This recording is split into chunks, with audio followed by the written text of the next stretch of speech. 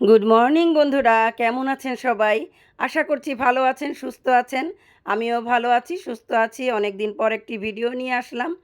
আজকে সকালে ঘুম থেকে উঠে নাস্তা করে দেখছি আমার চাল নাই এবং ডাল নাই, আটা নাই, মাসের শেষের দিকে যা হয় আর কি। তো ভাবলাম যেহেতু এগুলি শেষ হয়ে গেছে তো সবগুলি ধুয়ে শুকাতে দিয়ে আসলাম। তো এসে যেখানে আমি চাল, ডাল, আটা, ময়দা রাখি তো এই টেবিলটা এটা ভালো মতো পরিষ্কার করে নিচ্ছি। কারণ যেহেতু এখানে চাল ডাল এনে রাখবো তো ভাবলাম খালি হয়েছে এটা পরিষ্কার করে নিচ্ছি। তো বন্ধুরা কেমন আছেন সবাই? অনেক দিন পরে ভিডিও নিয়ে আসলাম। কারণ অনেক সমস্যার কারণে কিছু ভিডিও করতে পারি নাই। তো এই যে চালের ড্রামগুলি শুকিয়ে গেছে তো আমি এখানে এসে আবার ভালো মতো মুছে নিচ্ছি। তো আজকে আমি শেয়ার করব আমি কিভাবে চাল রাখি এবং চাল যেভাবে আমি রাখি এইভাবে রাখলে 1 বছর চাল রাখলেও কোনো পোকা ধরে না। তাই ভাবলাম আমি আমার বন্ধুদের মাঝে শেয়ার করি। ভিডিওটা অনেক উপকার হবে যদি আমার বন্ধুরা দেখে। তো প্রথমে আমি 2টা তেজপাতা আর শুকনা মরিচ দিয়ে দিলাম। তো ওর মধ্যে আমি যে চাল রেখে দিলাম। বিশ্বাস করেন বন্ধুরা আমি বছরের পর বছর এভাবে চাল রাখলেও আমার চাল একটা পোকা ধরে না। তো ভাবলাম যেহেতু চাল রাখবো তো এভাবে আমি আমার বন্ধুদের একটু যদি শেয়ার করি তাদের যদি কোনো উপকার হয়। তো এখানে বালতিটার যে মাঝ বরাবর তো চাল এসে পড়েছে তখন আবার আমি 2টা তেজপাতা আর শুকনা মরিচ দিয়ে দিলাম। তো এইভাবে আমি আবার চা ভরে আবার শুকনা মরিচ আর তেজপাতা এভাবে দিয়ে তারপরে রাখবো। তো আপনারাও রাখবেন, দেখবেন আমার এই টিপসটা কেমন হয়। আমার উপকার হয়েছে তাই আপনাদের বললাম। তো এই যে এখানে আমি এই যে আবার শুকনা মরিচ, তেজপাতা এগুলি দিয়ে দিচ্ছি।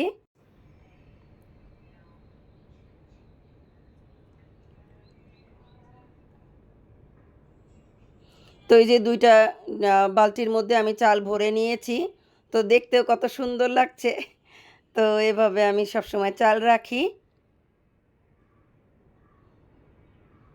তো ঢাকনাগুলি ভালো মতো লাগিয়ে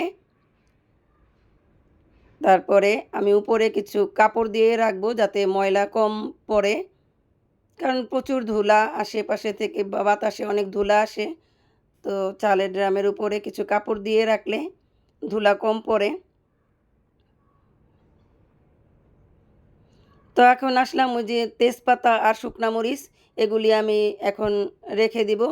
তো শুকনা মরিচ আপনারা জানেন শুকনা মরিচ বেশি দিন রাখলে ভিতরে ড্যাম হয়ে যায় এবং ধোঁয়া আসে। তো এইভাবে যদি শুকনা মরিচ আপনারা রাখেন, আমি এভাবে রাখি ফ্রিজে, নরমাল ফ্রিজে। তো এই ফ্রিজ এভাবে রাখলে একটা মরিচও নষ্ট হবে না। তো তেজপাতা আর কি বলবো, তেজপাতা তো এমনি রেখে দিলেও নষ্ট হয় না। তো শুকনা মরিচ কিন্তু নষ্ট হয়ে যায় এভাবে রেখে দিলে। তো আমি সবসময় ফ্রিজে রাখি, একটা মরিচও নষ্ট হয় না। তো এই যে আমি ও মরিচগুলি এখন রেখে দিব এভাবে। তো ঢাকনা ভালো মতো লাগিয়ে নরমাল ফ্রিজে রেখে দিব। একটা মরিচও আমার নষ্ট হবে না। এখান থেকে যখন লাগে তখন বের করে নিব। তো আসলাম রান্নাঘরে। তো রান্নাঘরে দেখলাম চুলাটা একটু নোংরা। তো আমি যেহেতু রান্না করব তো চুলাটা ভালো মতো আগে পরিষ্কার করে নিচ্ছি। তো পরিষ্কার করে পরে রান্নাটা বসাবো। কারণ চুলা পরিষ্কার থাকলে রান্না করতেও খুব ভালো লাগে। তো চুলাটা পরিষ্কার করে নিচ্ছি। তো চুলাটা পরিষ্কার করা হয়ে গেছে।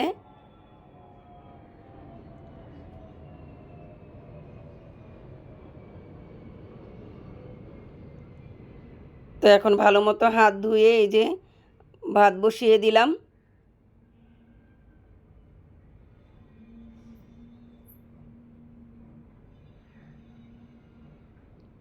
তো এই যে ভাত প্রায় হয়ে গেছে। তো এই চালটা খুবই ভালো।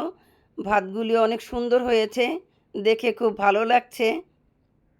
তো ভাতটা প্রায় হয়ে গেছে আর এই চুলায় আমি তরকারি বসিয়ে দিচ্ছি। আজকে রান্না করব রুই মাছ দিয়ে আর আলুর দিয়ে ঝোল রান্না করব। তো তেল দিয়ে একটু লবণ দিয়ে দিলাম যাতে মাছ লেগে না যায়। তো এভাবে লবণ দিয়ে মাছ ভাজলে একটা মাছও ভাঙে না, খুব ভালোভাবে উঠে। তো মাছগুলি আমি ভালো মতো ভেজে নিব। তো মাছ ভেজে নিয়েছি, এখন এই যে একটু লবণ আর হলুদ দিয়ে আলুগুলি হালকা ভেজে নিব।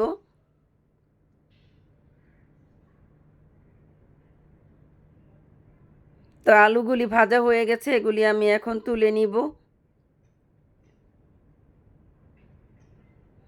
তো ওই তেলের মধ্যে আমি পেঁয়াজ লাল লাল করে ভেজে নিয়েছি, আর এখানে আদা রসুন ধনিয়ার গুঁড়া মরিচের গুঁড়া জিরার গুঁড়া সব কিছু মিলিয়ে আমি পানি দিয়ে ভিজিয়ে রেখেছিলাম। এখন এই মশলাটা ভালো মতো কষিয়ে নিব।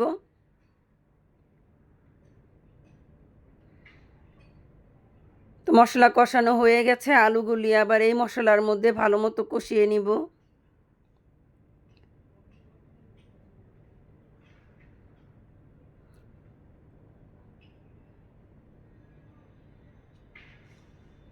তো আলুগুলি কষানো হয়ে গেছে, এখন ঝোলের জন্য পানি দিয়ে দিলাম।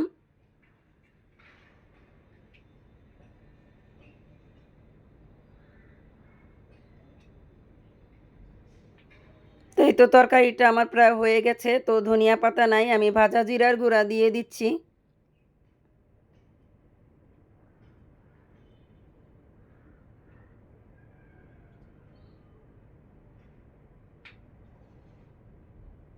তো আমার রান্না বান্না দুপুরের শেষ। এই যে এখানে ভাত রান্না হয়ে গেছে,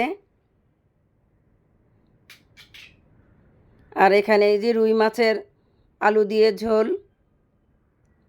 তো বন্ধুরা, রান্না করতে করতে আমি রান্নাঘরের সমস্ত কাজগুলি করে ফেলেছি। তো এই ভিডিওটা এই পর্যন্তই। যদি আপনাদের একটুও ভালো লেগে থাকে তাহলে লাইক করবেন, কমেন্ট করবেন এবং আমার চ্যানেলটা সাবস্ক্রাইব করবেন। আর যারা অলরেডি সাবস্ক্রাইব করেছেন তাদেরকে জানাই অসংখ্য অসংখ্য ধন্যবাদ। Bye bye.